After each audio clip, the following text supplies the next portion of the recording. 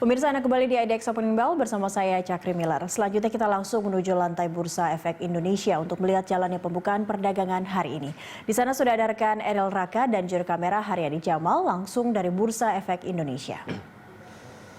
Eril, pada perdagangan kemarin indeks ditutup di zona merah. Bagaimana prediksi dari analis terhadap perdagangan saham untuk hari ini?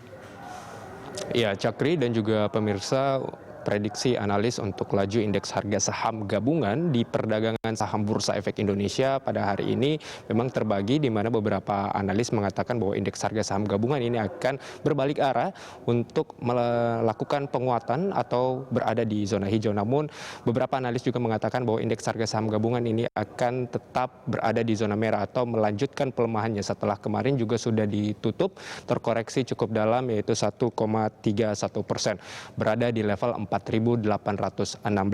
Salah satunya disampaikan oleh Arta Sekuritas yang mengatakan bahwa indeks harga saham gabungan diprediksi melemah dengan level support pada rentang 4.777 sampai dengan di 4.738 dan level resisten pada level 4.886 sampai dengan di 4.956.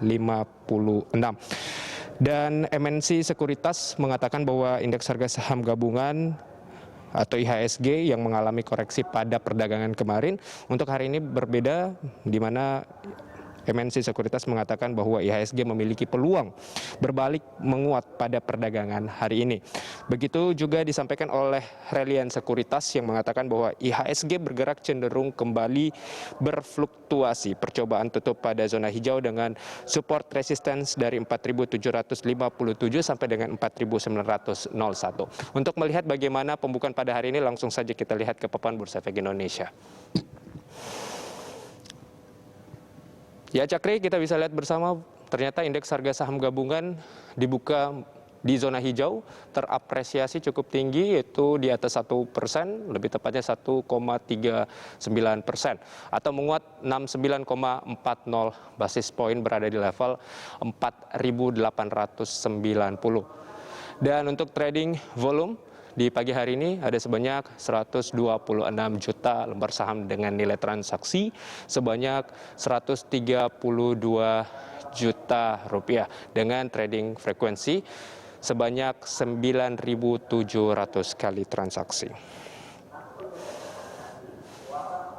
Ya, ternyata indeks harga saham gabungan dibuka di zona hijau dan hasil untuk berbalik arah setelah kemarin sudah ditutup di zona merah dan terkoreksi cukup dalam, yaitu 1,31%, dan indeks harga saham gabungan dibuka terapresiasi cukup tinggi di atas 1%. Cakri. Iya, lalu Eril melihat IHSG yang kembali dibuka di zona hijau untuk sesi satu ini, sentimen apa saja yang nampak mempengaruhi IHSG baik dari domestik, global, dan juga regional? Ya, Cakri, terkait dengan beberapa sentimen memang sebetulnya cukup banyak sentimen positif maupun juga sentimen negatif yang membayangi laju indeks harga saham gabungan pada perdagangan hari ini. Salah satunya memang untuk sentimen negatif masih berkaitan dengan COVID-19, di mana para investor ini memiliki atau berpikir adanya kekhawatiran terkait dengan COVID-19 untuk gelombang kedua yang akan kembali terjadi. Itu menyusul karena ada beberapa data yang ditemukan seperti di ibu kota Tiongkok yang berpusat di pasar grosir di setempat yang adanya kasus baru terkait dengan COVID-19. Di sisi lain juga rilis beberapa data ekonomi Tiongkok bulan Mei yang dibawa konsensus juga menurunkan confidence dari para investor. Dari dalam negeri juga ada sentimen negatif di mana IHSG tertekan oleh rilis data ekspor domestik bulan Mei yang turun 28,95%, termasuk juga impor bulan Mei yang turun 42,2% year on year. Namun memang untuk sentimen positif kita ketahui datang dari Amerika Serikat, di mana pada perdagangan bursa waktu setempat hari Senin di bursa Amerika Serikat ini ditutup berbalik menguat.